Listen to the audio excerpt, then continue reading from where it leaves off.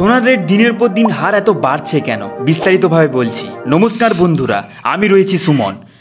ভারতে প্রত্যেকটি জিনিসের উপর জিএসটির হার কমছে। বাইক, টিভি, এসি, মোবাইল, মুদিখানার দোকানের পণ্য থেকে শুরু করে প্রত্যেকটি জিনিসের উপর জিএসটির হার কমছে। আপনি কি শুনেছেন সোনার জিএসটির হার কমছে? আসলে না কমার কারণটা কি? মানুষ নিরাপত্ত টাকার জায়গা হিসেবে বেশি সোনা কিনছে, আর টাকার ভ্যালু কমছে, তাই চাহিদা বাড়ায়ও দাম বাড়ছে। এই কথাটাকে একটু ভাঙিয়ে বলছি, টাকার ভ্যালু কেন কমছে।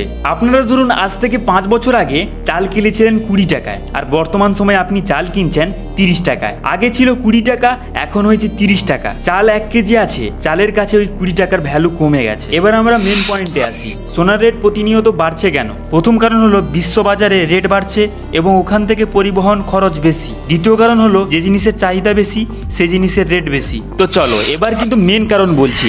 ধরুন আপনি 1 লাখ টাকা ব্যাংকে রাখলেন, তাহলে প্রতি মাসে সুদের হার আসবে কত?